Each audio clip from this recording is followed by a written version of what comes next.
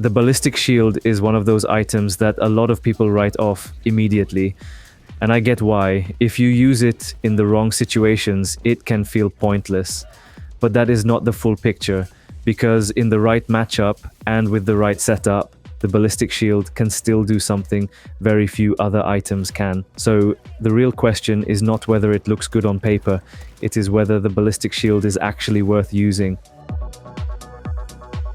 The good news is that the Ballistic Shield does not come from a war bond. You can unlock it from the ship management terminal at level 12 for 6,000 requisition slips. It takes up your backpack slot, so you can still carry a support weapon, but you cannot bring another backpack. You also do not need to activate it manually. If you are holding a one-handed weapon, your Helldiver will automatically carry the shield in the other arm.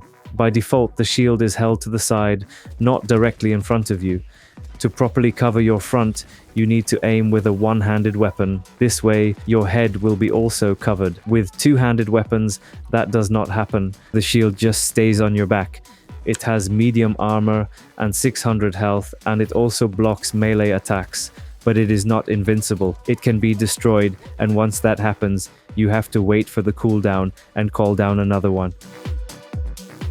Before we talk about the factions, here are a few important things that make the Ballistic Shield feel much better to use. First, if you crouch down, the shield will cover more of your feet too, so if you want the most protection possible, crouching helps a lot. Second, if you aim and zoom in, most of your view will be covered by the shield. There is a small hole in it, so you can still see a little, but not much. Another important thing, even when the shield is on your back and you are not actively using it, it can still protect you from attacks coming from behind.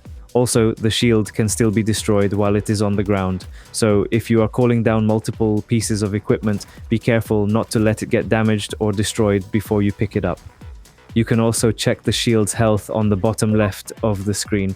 And finally, the Ballistic Shield does not protect you from everything. It will not save you from flamethrowers, fire, or arc electricity. Against automatons, this is where the Ballistic Shield feels the best. The main reason is simple: they usually fight you from range, and you can clearly see where the shots are coming from. That makes the shield much easier to use well. It also works much better with clean angles than in open areas. If you are fighting through tighter areas, the shield can feel very strong, but in wide open spaces, or when enemies are shooting from multiple directions, it becomes much less reliable. It works best when the enemies are directly in front of you. If they start shooting from multiple angles, you can still get hit from the side very easily. So no, it does not work all the time, but when it works really well. It is also very good against cyborgs, especially radicals. They like to rush you, and the shield can block both their melee hits and their shotgun blasts, which would normally take more than half of your health. It is not perfect though. Rockets can still ragdoll you even if the shield saves your life, and that is another important limitation. The Ballistic Shield is not the best against explosives. It is much stronger against normal gunfire than against rockets or explosions. The shield can also block a cannon turret shot, but only one. It will break and you will still get ragdolled, but at least you do not die. And the shield is not just useful when pushing forward, it also helps a lot when retreating. If it is on your back, it can block a lot of the incoming fire while you run away. Against Terminids, this is where the Ballistic Shield feels the worst. The main problem is simple: Terminids are melee enemies.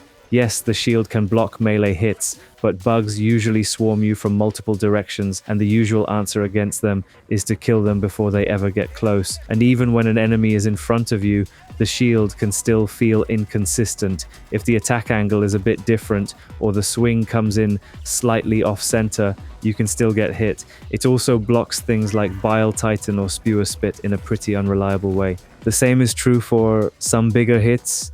For example, it can block a part of a charger charge, but usually you will still get ragdolled and die. It also feels bad against impalers, because most of that pressure comes from above, which is where the shield helps the least. And even when the shield does block some hits, it still does not solve the real Terminid problem, which is getting surrounded. So overall, I would not bring the Ballistic Shield against Terminids. There are just better backpack options for that faction, like the Gas Dog. Against the Illuminate, the Ballistic Shield feels mixed. A lot of it depends on the spawn pool. It feels the best against Overseers. because it can block both their melee hits and their shots multiple times. That makes it surprisingly useful when the fight is more focused around them. It also follows the same rule as against other factions. The tighter the angle, the better the shield feels. That is a big reason why it works better against overseers than against the more chaotic, mindless masses type pressure. But if the mission has more vote less and flesh mobs, the shield starts to feel much less reliable. I have had moments where it blocked almost all of a flesh mob's damage, and then other moments where I suddenly died anyway. To be fair, flesh mobs are also one of the buggiest enemies in the game, so that probably does not help. The same pattern applies to bigger hits too. The shield can block things like a Leviathan's laser, but only for a very short time before it breaks. So yes, it can save you from some heavy damage, but usually not for long. That is why this faction feels much more situational than Automatons. If you get an unlucky situation, like 6 elevated overseers spawning at once, the Ballistic Shield can be extremely useful. But against something like the Mindless Masses subfaction, I do not think it is nearly as impressive. If you really want to build around the Ballistic Shield, then ideally both your primary and your secondary should be one-handed. I also think you want one weapon that feels good up close and one that gives you some explosive utility.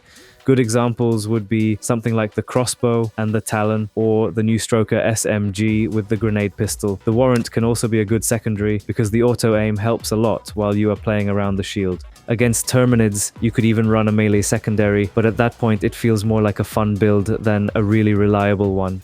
Your support weapon can then cover the gaps your one-handed weapons leave behind, especially when it comes to range or anti-armor. You also do not need any very specific stratagems to make the shield work. At most, I would recommend sentries because they help cover your sides and your back, which is exactly where the shield helps the least. So is the Ballistic Shield worth using? I think yes, but only in the right situations. Against Terminids, I would usually not bring it. Against the Illuminate, it feels mixed and very dependent on the spawn pool. But against Automatons, this is where the shield feels genuinely strong. That is where it can actually do something useful and unique. So no, I do not think the Ballistic Shield is a universal backpack, and I also do not think it is something you should bring everywhere just because it looks cool. But I do think people write it off too quickly. If you use it in the right matchups, with the right angles and with the right loadout, it can still be a very solid pick. So to me, the Ballistic Shield is not bad. It is just much more niche than it first looks. If you enjoyed the video, feel free to like, subscribe, and let me know your thoughts in the comments. And if you want to support the channel extra, you can also join as a member. There are 2 tiers, and if you want your name to appear on the support wall at the end of my videos, join the higher tier. Thanks for watching.